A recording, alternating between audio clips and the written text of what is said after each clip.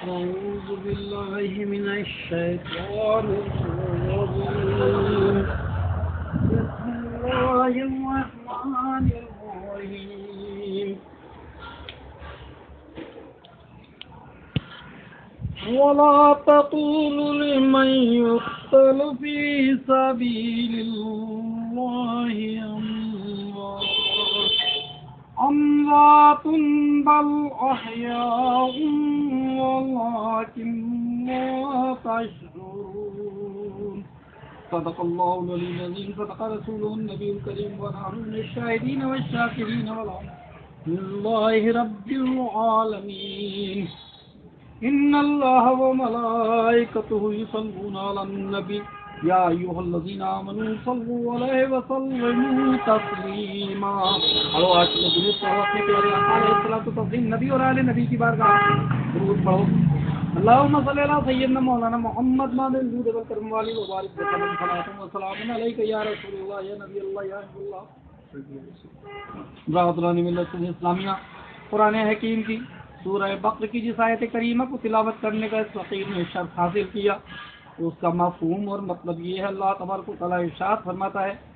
اے مسلمان ایمانو، وہ لوگ جو اللہ کی راہ میں جان نثار ہوتے ہیں، جو شہید ہوتے ہیں، جو اللہ کی راہ میں لڑتے ہوئے قتل کیے جاتے ہیں، ان کو شہید کہا جاتا ہے۔ اور جو شہید ہوتے ہیں وَلَا تَقُولُوا لِمَن يُقْتَلُ فِي سَبِيلِ اللَّهِ أَمْوَاتٌ بَلْ أَحْيَاءٌ وَلَكِنْ لَا تَشْعُرُونَ۔ وہ لوگ جو اللہ کی راہ میں شہادت پاتے ہیں، جو اللہ کی راہ میں لڑتے ہوئے شہید کیے جاتے ہیں، انہیں مردہ نہ کہو۔ تم کو شعور نہیں ان کی زندگی کے بارے میں، جو تم دیکھ سکو اس کی زندگی اللہ اور اس کا رسول بہتر جانتا ہے۔ برادران ملت اسلامیہ، شہداء بھی بہت سارے ہیں الحمدللہ رب العالمین، اور جنگ احد، جنگ بدر اور دیگر تمام بہت سارے غزوے ہوئے، اس میں شہید ہوتے رہے۔ مگر یہ شہادت، یہ جتنے بھی پچھلے شہداء کرام صحابہ کرام شہید ہوئے، سب کافروں کے ہاتھوں سے شہید ہوئے، اور وہ کافر بت پرست اور مشرکین تھے۔ مگر یہ شہادت عظمیٰ جو امام حسین علیہ مقام کو ملی، یہ شہادت بڑی عجیب اور انوکھی ہے۔ یہ آپ کو شہید کرنے والے کوئی بت پرست نہیں ہے، کوئی پیپل ککڑ لکڑ پوجنے والے نہیں ہیں، بلکہ بظاہر کلمہ طیبہ کے پڑھنے والے، نبی کریم صلی اللہ تعالی وسلم کا کلمہ پڑھنے والے، بظاہر اپنے آپ کو مسلمان کہنے والے، داڑھی اور ٹوپی والے، اس میں تمام ظالم شہید تھے۔ یہ بڑی انوکھی شہادت ہے۔ پچھلے جتنے شہداء ہوئے ان کو ان مشرکین مرتدین کافرین نے شہید کیا جن سے اسلام کا دور تک کوئی واسطہ نہیں۔ اور یہ شہادت بڑی عجیب انوکھی شہادت، شہداء نے کربلا کی شہادت عجیب انوکھی شہادت ہے۔ نذران محترم کو میں نظم میں اس طرح پیش کرتا ہوں۔ یہ سن 61 بھی کیا آیا جب دور خزاں لایا، یہ سن 61 بھی کیا آیا جب دور خزاں لایا، امیر معاویہ رخصت ہوئے دور نہیں آیا، یزید تخت پر آیا عجب ہے عجب ظلم ہے ڈھایا، یزید تخت پر آیا عجب ہے ظلم یہ ڈھایا، نبی زادوں کو ظالم نے کوفہ کو یوں بلوایا، یزیدی راج ہے آیا اندھیرا ہر طرف چھایا، یزیدی راج ہے آیا اندھیرا ہر طرف چھایا، مٹاتا سنتوں کو ہے بڑھاتا بدعتوں کو ہے، نبی کے لاڈلے سے بیت لینے قائز، نبی کے لاڈلے سے بیت لینے پہ اڑا ظالم،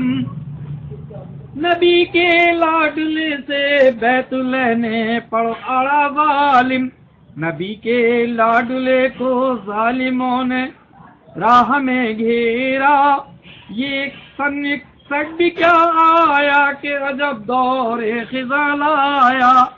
یہ سن 61 بھی کیا آیا عجب دور خزاں لایا، یزید تخت پر آیا بڑا ہے ظلم اٹھایا، جو لشکر کا سے پہلا سالار بن کر روکنے آیا، عجب فیضان آقا کا تھا وہ ایمان لے آیا، جو لشکر کا سپہ سالار بن کر روکنے آیا، عجب فیضان آقا تھا وہی ایمان لے آیا، گھرانہ مصطفیٰ کا تھا عجب فیضان والا تھا، ہوا گرویدہ کا محبت کا رنگ نظر آیا، جو جاسوس یزیدی تھا خبر اس نے یہ پہنچائی، جو جاسوس یزیدی تھا خبر اس نے یہ پہنچائی، یہاں تو بات کچھ ہے اس طرح ہم نے یہاں پائی، بظاہر خیر خواہ تیرا مگر آ کر یہاں بدلا۔ برادران ملت اسلامیہ، حضرت حر وہاں سے سپہ سالار بنا کر بھیجے جاتے ہیں، فوج کا ایک دستہ دیا جاتا ہے، اور ظالم نے حکم دیا تھا امام حسین علی مقام رضی اللہ تعالیٰ عنہ کے قافلے کو ایسی جگہ پر ٹھہرایا جائے جہاں نہ کوئی درخت ہو، نہ کوئی پشت پناہی کے لیے پہاڑ ہو، ویران چٹان میدان ہو، اور عزیزان محترم آپ کو درختوں کے لیے درختوں کی چھاؤں میں کہیں امام حسین آرام کی سانس نہ لے سکیں، اور پہاڑ پشت پناہی کے لیے نہ ہو تاکہ دشمن چاروں طرف سے امام حسین کو اپنے نرغے میں لے۔ اس لیے یزیدی جاسوس لگے ہوئے تھے، اور اس نے یہ دیکھا کہ جس وقت یہ لشکر کا یہ قافلہ آیا اور امام حسین علی مقام کے قریب آیا، امام حسین علی مقام رضی اللہ تعالیٰ نے فوراً بھاپ لیا، پہچان لیا، ایمانی جسارت سے آپ نے فوراً تاڑ لیا کہ یہ آنے والا کوئی دشمن کا قافلہ ہے۔ جب قریب آیا تو آپ نے اخلاق حمیدہ پیش فرمائے، اور آپ نے تمام غلاموں کو حکم دے دیا کہ آپ کے برتنوں میں جو کچھ پانی ہے وہ ان کو اور ان کے جانوروں کو پانی پلایا جائے، یہاں تک کہ تاریخ کی کتاب میں ملتا ہے کہ سرکار امام حسین کی مشک میں تھوڑا سا پانی تھا، اور ایک مشرک، ایک منافق پانی پینا چاہتا تھا لیکن اس کے منہ تک پانی نہیں پہنچ رہا تھا۔ امام حسین نے مشک کا دہانہ موڑ کر اس کی طرف کیا اور اپنے دست رحمت سے پانی پلایا۔ عزیزان محترم، یہ سرکار امام حسین علی مقام کے اخلاق حمیدہ کا اثر تھا کہ حر کے دل میں امام حسین علی مقام رضی اللہ تعالیٰ عنہ کی محبت بیدار ہو گئی، اور جاسوس یزیدی ہر پل پل کی خبر پہنچا رہے تھے، اور اس نے یہ خبر پہنچائی، بہت گھبرایا کہ یہ عجیب معاملہ ہے، بادشاہ ظالم کا حکم ہے کہ امام حسین کو ایسی جگہ روکا جائے جہاں بے آب و گیا میدان چٹیل ہو، لیکن یہ تو عجیب بات ہے کہ امام حسین علی مقام اپنے دشمنوں کے ساتھ بھی اس طرح پیش آتے ہیں کہ دشمن بھی گرویدہ ہو جاتا ہے۔ جو جاسوس یزیدی تھا خبر اس نے یہ پہنچائی، یہاں تو بات کچھ ہے اس طرح ہم نے یہی پائی، بظاہر خیر خواہ تیرا مگر آ کر یہاں بدلا، امام کی محبت کا اثر ان پر نظر آیا، یہاں یہ معاملہ کچھ اور دکھلائی دیتا ہے، بصورت میں امام کے نبی دکھلائی دیتا ہے، عجب اخلاق پیارا ہے، عجب کردار پیارا ہے، عجب اخلاق پیارا ہے، عجب کردار پیارا ہے، بدل جاتی ہے تقدیریں، عجب کردار پیارا ہے، تو بظاہر تو پھر ظالم نے کا انتخاب کر روانہ کر دیا کوفہ سے ابن زیاد ظالم کو، وہ تھا بدنہاد بدتمیز بد نصیب آیا، شمر ظالم تھا خولی بدنہاد دو کا غل آیا، وہ نام بنا میں نام کا مسلم حقیقت دین کا دشمن، بنا میں نام کا مسلم حقیقت دین کا دشمن، غلامی نفس کی کرتا ہوا شیطان چلا آیا، یزیدی سوچتے تھے ظلم سے ان کو جھکا دیں گے، یزیدی سوچتے تھے ظلم سے ان کو جھکا دیں گے، حسینی کہہ چکے تھے حق پہ ہم آن فدائے، یزیدی سوچتے تھے ظلم سے ان کو جھکا دیں گے، حسینی کہہ چکے تھے حق پہ ہم آن فدائے، رحیموں پر کریموں پر جب ظالم مسلط تھے، رحیموں پر کریموں پر جو یہ ظالم مسلط تھے، خدا جانے کہ وہ لمحے کہاں کیسے مرتب تھے، حسینی قافلہ تھا راہ میرا ہے ہدایت کو، یزیدی مکر کے پتلے تھے ظالم ظلم کرنے کو، تو للکارا امام نے کہ ظالم آج تم سن لو، علی کا لالو ہوں اور فاطمہ زہرا کا پالا ہوں، تو للکارا امام نے کہ ظالم آج تم سن لو، علی کا لالو ہوں اور فاطمہ زہرا کا پالا ہوں، نہ ظالم ظلم سے تیری نہ طاقت سے نہ شوکت سے، نہ دبتا ہوں نہ ڈرتا ہوں خدا سے ڈرنے والا ہوں، نہ دبتا ہوں نہ ڈرتا ہوں خدا سے ڈرنے والا ہوں، تمہیں کیا ہو گیا لوگوں یزیدی بیعت کر بیٹھے، جو فاسق ہے جو فاجر ہے شرابی اور زانی ہے، بھلا کیسے میں اپنا ہاتھ اس کے ہاتھ میں دے دوں،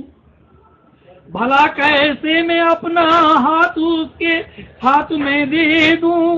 امامت کا یہ حق پاک پلیدوں کو میں کیوں دے دوں،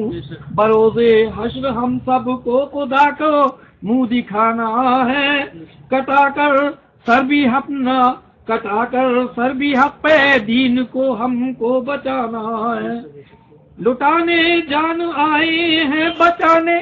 دین آئے ہیں، محمد کے گھر آنے والے امت کو بچاتے ہیں،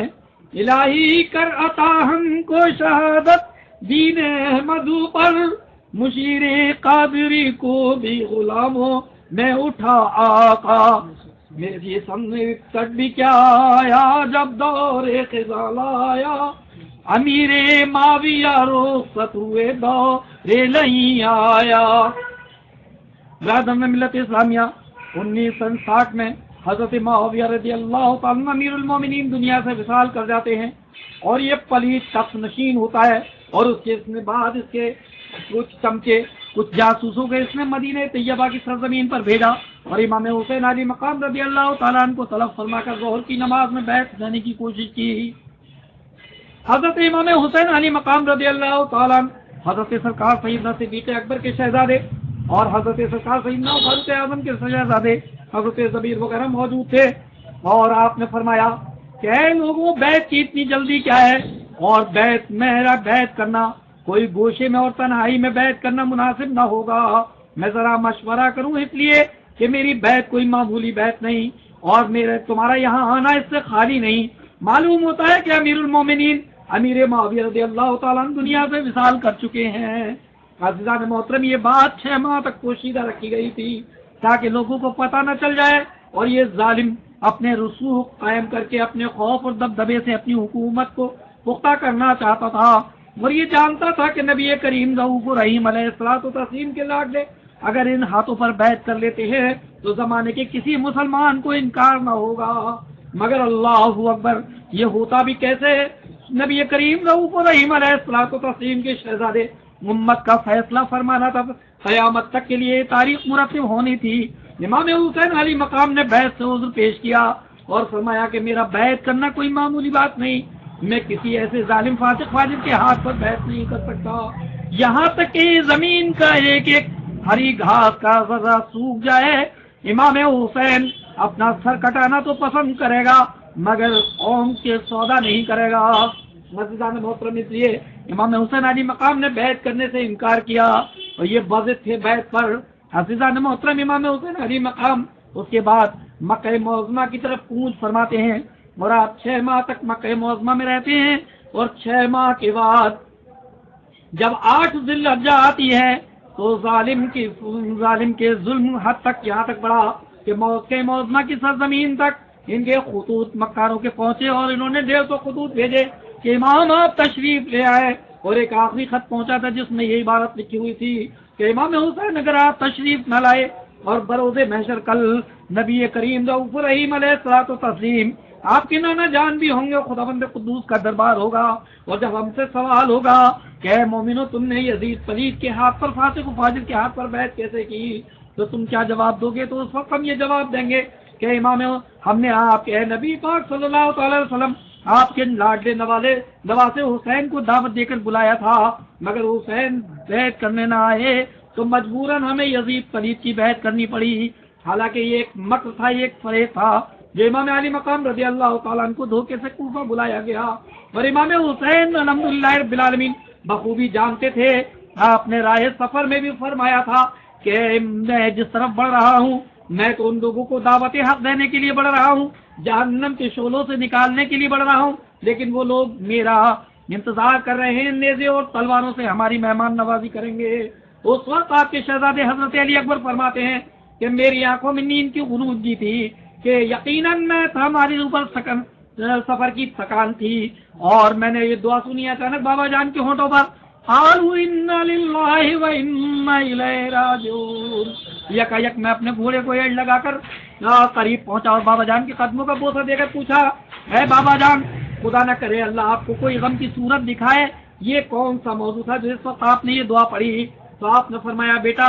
علی اکبر سنو، یہ سامنے دیکھو جو مجھے دھند ہوتی ہوئی نظر آ رہی ہے، معلوم ہوتا ہے کہ کوئی فوج ہمارے تعاقب میں آ رہی ہے۔ آپ نے فرمایا ہاں مجھے بھی یہی لگتا ہے۔ فرمایا یہ سامنے فوج آ رہی ہے، ہم جن کی مہمان، ہم جن کو جہنم کے شعلوں سے نکالنے کے لیے، دعوت حق دینے کے لیے، صراط مستقیم بتانے کے لیے جا رہے ہیں، وہ لوگ ہمارا نیزہ اور تلواروں سے استقبال کریں گے، ہمیں لگتا ہے وقت بدل چکا ہے۔ تو حضرت علی اکبر فرماتے ہیں بابا جان یہ بتائیے کہ ہم حق پر ہیں یا نہیں؟ حضرت امام حسین فرماتے ہیں کہ بیٹا اس سے زیادہ حق پر اور ہم کیا ہوں گے؟ ہمارے جانا جان سید کائنات سردار انبیاء احمد مجتبی جناب محمد رسول اللہ علیہ الصلوۃ والتسلیم کی ہم نے گود میں پرورش پائی، سیدہ فاطمہ رضی اللہ تعالیٰ مولا علی مشکل کشا باب علم کا خون ہماری رگوں کے اندر ہے، قرآن مقدس ہمارے نانا جان پر نازل ہوا، ہم نے سیدہ فاطمہ رضی اللہ تعالیٰ کی گود میں پرورش پائی، ہم نے رسول کریم علیہ الصلوۃ والتسلیم سے تعلیم پائی، ہم سے زیادہ حق پر کون ہوگا؟ علی اکبر شہزادے فرماتے ہیں اے بابا جان جب ہم حق پر ہیں تو خدا کی قسم ہمیں موت سے کیا گھبرانا، ہم موت پر آ پڑے یا موت ہم پر جا پڑے۔ برادران ملت اسلامیہ یہ ہے شہزادے رسول جن کے حوصلے اتنے بلند ہیں الحمدللہ کہ آپ نے اس وقت بھی نہ کوئی آپ کے قدموں میں لرزش آئی، نہ آپ کو اس کا کیا نام کوئی خوف پیدا ہوا، اور نہ یہ 22,000 کا ظالم لشکر آپ کے دل میں کوئی خوف بٹھا سکا، یہاں تک کہ جب کہ سب سارے جانثار شہید ہو چکے تھے اس وقت بھی اللہ کے نبی کے لاڈلے الحمدللہ میدان میں تنے تنا کھڑے ہیں اور سیرہ صفر کیے ہوئے ہیں، اور ظالموں کو للکار کے کہتے ہیں اے ظالموں کان کھول کر سن لو، میں نبی کا لاڈلا نواسا ہوں، میں نے اس وقت بھی جب مدینہ طیبہ میں تھا جب بھی کہا تھا کہ یزید پلید کے ہاتھ پر بیعت نہیں کروں گا، اور آج بھی کہتا ہوں کہ میں اس ظالم یزید فاسق و فاجر کے ہاتھ پر بیعت نہیں کروں گا، یہاں تک کہ میرے جسم کا ایک ایک اعضا کاٹ دیا جائے، یہاں تک کہ میرے خون کی بوند بوند زمین پر بہ جائے، ایک ایک گھاس خشک ہو جائے، قیامت آ جائے، لیکن حسین کسی فاسق و فاجر کے ہاتھ پر بیعت نہیں کرے گا۔ دوستو یہ ہے امام حسین علیہ مقام کی جسارت، یہ ہے ایمانی حقیقت۔ ایمان والے کبھی کسی ظالم یزیدیوں سے ڈرا نہیں کرتے اور حق کہنے والے حق کہہ کر ہی مانتے ہیں۔ برادران ملت اسلامیہ اس دور میں بھی اور آج کے دور میں بھی ایسے لوگ پائے جاتے ہیں، اس دور میں نقلی امام بھی تھے اور اصلی امام بھی تھے، آج بھی نقلی امام بھی ہیں اصلی امام بھی ہیں، اس دور میں بھی اولاد رسول موجود تھے اصلی اور نقلی لوگ بھی بنے ہوئے تھے۔ جب ظالم کوفہ کے اندر آیا تھا ابن زیاد تو امام حسین جیسا لباس پہنا تھا، امام حسین جیسی دستار سر پہ باندھی تھی اور مدینہ طیبہ کے راستے سے داخل ہوا تھا۔ آج بھی کچھ مکار لوگ ہیں جو اپنے آپ کو آل رسول کہہ کر سید کہہ کر مسلمانوں کو دھوکہ دیتے ہیں اور مسلمانوں کو گندا کرتے ہیں، اور کچھ پلید ایسے ہو چکے ہیں جن کے سینوں میں فطرے اور زکوٰۃ کھاتے کھاتے میل جمع ہوا ہے، مگر اپنے آپ کو نقلی سید بن کر قوم کو ہراساں کرنے کی طاق میں لگے رہتے ہیں، کبھی کسی کا دامن تھامنے کو تیار ہیں، مشیر الدین قادری کہتا ہے الحمدللہ رب العالمین کہ ایسے مکاروں کو چیلنج ہے کہ تمہاری رگوں میں اگر مولا علی کا خون ہے تو انشاءاللہ کسی سید زادے سے ہاتھ ملا کر دیکھو، اگر تمہاری رگوں میں مولا علی کا خون ہے، سیدہ فاطمہ کے دودھ کا اثر ہے، تو کسی سید سے میدان میں آ کر دیکھو، انشاءاللہ تعالی نظر ملانے کی بھی تمہاری تاب نہ ہوگی۔ اگر تمہاری رگوں کے اندر مولا علی کا خون ہے تو کسی حق پر کھڑے ہو کر دیکھو، بتاؤ تاریخ کے اندر تمہارے آباء و اجداد نے کربلا میں اپنے سروں کو کٹایا یا ہمارے آباء و اجداد نے سروں کو کٹایا؟ بتاؤ علی اکبر تمہارے باپ دادا تھے یا ہمارے باپ دادا تھے؟ بتاؤ علی اکبر تمہارے تھے یا ہمارے تھے؟ مولا علی تمہارے تھے یا ہمارے تھے؟ آؤ آج بھی موجود ہیں عزیزان محترم، ہم بھی میدان میں کھڑے ہوتے ہیں اور تم بھی میدان میں کھڑے ہو جاؤ اور اپنے اپنے باپوں کا پتہ بتاؤ، پتہ لگ جائے گا کہاں اصل ہے اور کہاں نقل ہے۔ یہ فری فنڈ کے سیدوں نے جو پروپیگنڈے بنائے ہیں، آج کے حال تو یہ ہے کہ 2-2 منٹ میں 2.5 منٹ میں مفتی بن جاتے ہیں اور واہی تواہی فتوے دیتے ہیں، اور وہ لوگ جو مزاروں کی چادروں سے اور مزاروں کے چندوں سے پل کر بڑے ہوئے ہیں اور مزاروں کے چندے اور مزاروں کی روٹیوں پر پل رہے ہیں، وہ اپنے آپ کو زبردستی مفتی اور سید بن کے دعوے کر رہے ہیں۔ خدا تبارک و تعالیٰ ان کو اس دنیا میں بھی ذلت و رسوائی دے گا اور انشاءاللہ کل میدان قیامت میں بھی ذلیل و رسوا ہوں گے۔ ہم نے نہ آباء و اجداد کے مزاروں کی چادریں بیچ کر روٹیاں کھائیں، نہ اپنے بچوں کی پرورش کی، نہ آباء و اجداد کے مزاروں کی تجارت کی۔ ہم ان مزارات پر جاتے ہیں، ان اللہ کے ولیوں کے ان کے فیوز و برکات سے مستفید ہوتے ہیں، ان کے وسیلے سے اللہ سے دعائیں مانگتے ہیں۔ عزیزان محترم، جو لوگ مزاروں کے چڑھاووں پر پڑھ کر مجاورین جو آج اپنے آپ کو علامہ اور مفتی زبردستی کے بنتے ہیں، وہ کان کھول کر سن لیں، حقیقت کا مقابلہ کرنے کی نہ ان کی آج تاب ہے اور نہ کل تاب ہے۔ انشاءاللہ اولاد رسول، چاہے وہ کالپی شریف کے سید غیاثیہ ہوں، چاہے ماررہ شریف کے سید مشیر الدین نوری ہوں یا نجیب القادری ہوں، یا دلگرام شریف کے سید سہیل میاں ہوں یا سید طاہر میاں ہوں، یا عزیزان محترم کسی اور کالپی یا کسی اور خانقاہ شریف سے ہوں، سب کے سب الحمدللہ سرکار سیدنا اعلیٰ حضرت اور اولاد اعلیٰ حضرت کے سامنے قیامت تک سینہ سپر کرتے رہیں گے اور دشمنان اسلام سے اور عزیزان محترم بد مذہبوں سے لڑنے کے لیے تیار ہیں انشاءاللہ۔ جہاں دل میں آئے آزما لیں، جہاں دل میں آئے ہاتھ ملا لیں۔ ہم نہ کسی ابلیسی کے پیروی کریں گے، نہ کسی ادریس، جب تک ادریس مسلک اعلیٰ حضرت پر تھا اس وقت لائق تعظیم تھا، اور جب اس کو فتوی رضویہ پڑھنا بھی نہیں آتا اور فتوی رضویہ کو عام کرے گا، عورتوں کو لے جا کے بازار میں، اس سے خواجہ میں عورتوں کو لے جا کے میلے میں نام کرے گا، اس سے کہہ دو کان کھول کر ہوش میں آ جائے، ورنہ پیلی بھی دور نہیں، چاہے وہ ادریس ہوں اور چاہے وہ سنابل ہوں، یہ کل بھی بلوں میں تھے اور آج بھی بلوں میں ہیں۔ مولا علی کی آس سے لڑنے سے، مولا علی کی آل کے مقابلے میں آنے کی تاب ہے تو آ کر دیکھ لیں، نہ کل آئے تھے نہ آج آئیں گے۔ میں انشاءاللہ تعالی ہر سید زادہ، ہر وہ شخص جو تاج الشریعہ سے جڑا ہوا ہے، اعلیٰ حضرت سے جڑا ہوا ہے، مفتی اعظم سے جڑا ہوا ہے، وہ انشاءاللہ تعالی ہر دشمن عالم دین کے، جو عالموں کے دشمن ہیں، جو فتوی رضویہ کے دشمن ہیں، جو مفتی اعظم کے دشمن ہیں، ان سے مقابلہ کرتے رہیں گے۔ جو مسلک اہل سنت کے دشمن ہیں، در پردہ اہل سنت اپنا نام رکھے ہوئے ہیں، لیکن حقیقت یہ ہے کہ وہ سکوں پر بکنے والے لوگ ہیں، جو منہ پھاڑ پھاڑ کر آج بکواسیں بک رہے ہیں۔ ہم کہتے ہیں کہ ان کو اگر مقابلہ کرنے کی تاب ہے تو کل پیری بھیت میں ہی کیوں نہیں آئے تھے سامنے؟ عزیزان محترم، وہ سید صاحب بھی تھے ان کے ساتھ، فرید الحسن کیوں نہیں آئے تھے مقابلے پہ؟ سیدوں کا کام یہ نہیں ہے کہ پردوں میں بیٹھ کر تیر چلائیں، اگر ان کی رگوں میں مولا علی کا خون ہے تو میدان میں آتے، اس اسٹیج پر بھی الحمدللہ تاج الشریعہ کے ساتھ بھی سید موجود تھے، علماء موجود تھے، کیوں نہ بات کی؟ پردے میں بیٹھ کر تیر چلانا یہ مولا علی کی آل کی شان نہیں ہے، یہ مولا علی کی آل کی شان نہیں ہے۔ مولا علی کی آل کا کام ہے کہ تیر سینے پر مارتے ہیں اور تیر سینے پر کھاتے ہیں، نہ پیٹھ دکھاتے ہیں کسی جنگ میں، نہ پیٹھ پر تیر کھاتے ہیں۔ یہی واقعہ تھا، مجھے اپنے اسلاف کی تاریخ یاد آتی ہے کہ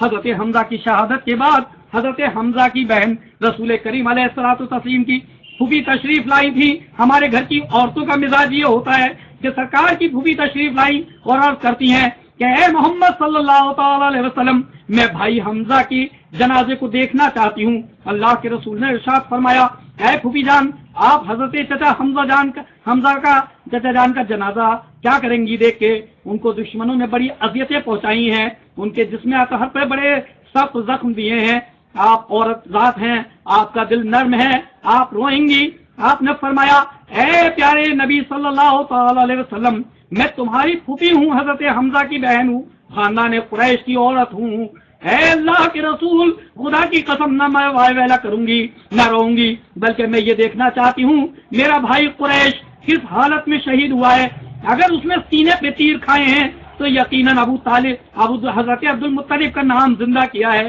یقیناً دین محمدی پر جان فدا ہوا ہے۔ اگر پشت میں تیر کھایا ہے تو میں اس کا قیامت میں بھی منہ نہ دیکھوں گی، اس لیے کہ اس کے پشت میں تیر لگا ہے تو وہ جنگ سے بھاگنے والا ہے، اور اگر سینے پہ تیر کھایا ہے تو یقیناً میں فخر کروں گی، قیامت میں ایک شہید کی بہن بن کر اٹھوں گی۔ تو فرید الحسن کان کھول کر سن لیں، سیدوں کا یہ سیوا نہیں کہ پردوں میں بیٹھ کے تیر چلائیں، حق کہنے کی طاقت ہے میدان میں آئیں، فتویٰ دینے کی طاقت ہے قلم دکھائیں۔ ہم بھی وہ کلائیاں دیکھیں کہ ان کلائیوں میں فتوے دینے کی طاقت کہاں سے آ گئی۔ کل تک تو وہ تعویذ دیے کرتے تھے، آج وہ فتوے دینے لگے۔ فتوے دیتے دیتے کہاں سے فتویٰ دینے کی شان مفتیان اکرام کی ہوتی ہے، سجادوں کی شان فتویٰ دینا نہیں ہے، سجادوں کا کام اختلاف ڈالنا نہیں ہے۔ مسلمان سیدوں کا کام قوم کو سلجھانا ہے، قوم کو ظلم سے بچانا ہے، قوم کو جہالت سے بچانا ہے۔ یہ کیسے سید ہے کہ بجائے اس کے کہ علماء کے مجلس میں آتے، علماء اکرام کی مشورے کرتے، علماء اکرام کو صحیح مشورہ دیتے اور آپ کا مشورہ نہ مانتے تو یہ اس وقت ان علماء کی غلطی مانی جاتی۔ لیکن آپ گوشے میں بیٹھ کر پیلی بھیت کے اندر موجود ہیں اور اس کے بعد آپ گوشے میں بیٹھ کے فتوے پڑھوا رہے ہیں۔ خدا کی قسم آپ کی رگوں میں اگر مولا علی کا خون ہے تو آپ علماء کی مجلس میں آئیے، آپ کو پتہ چل جائے گا کہ آپ کا علم کتنا ہے۔ ابھی وہ سید بہت موجود ہیں جو وقت کے مفتی بھی ہیں، پیرزادے بھی ہیں، قلمکار بھی ہیں، فنکار بھی ہیں۔ ابھی تم نے سیدوں کا جلال بھی نہیں دیکھا ہے اور سیدوں کا کمال بھی نہیں دیکھا ہے۔ تم تو صرف مذاق کے مجاور ہو، تو جاؤ وہ تعویذ بانٹتے رہو، اسی میں بھلائی ہے۔ فتوے میں دستخط کرنا تمہارا کام نہیں ہے، فتوے میں دستخط کرنا ہمارا کام ہے۔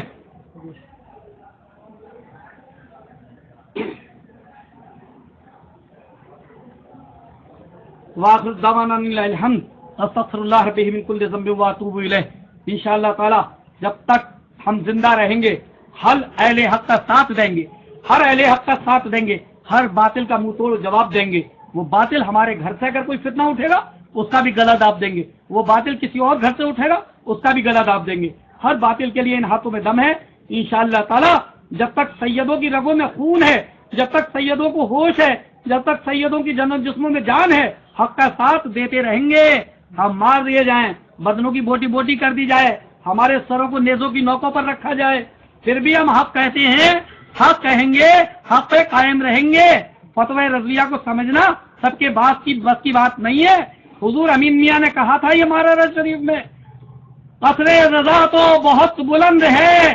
قصر رضا تو بہت بلند ہے، اس کی سیڑھیوں پہ چڑھ کے دکھلاؤ، فتوی رضویہ بہت بلند ہے۔ ہدایت کے بخششی پڑھ کے دکھلاؤ، ہدایت کے بخشش کے شعروں کے ترجمے تم نہیں کر سکتے، فتوی رضویہ پڑھنے والے بن گئے۔ اعلیٰ حضرت کی اولاد سے زیادہ تم فتوی رضویہ سمجھنے والے بن گئے۔ اس لیے ہوش میں آؤ اور اپنے آپ کو آپے میں رکھو، اسی میں بھلائی ہے۔ فتوی رضویہ کو عام کرو گے اور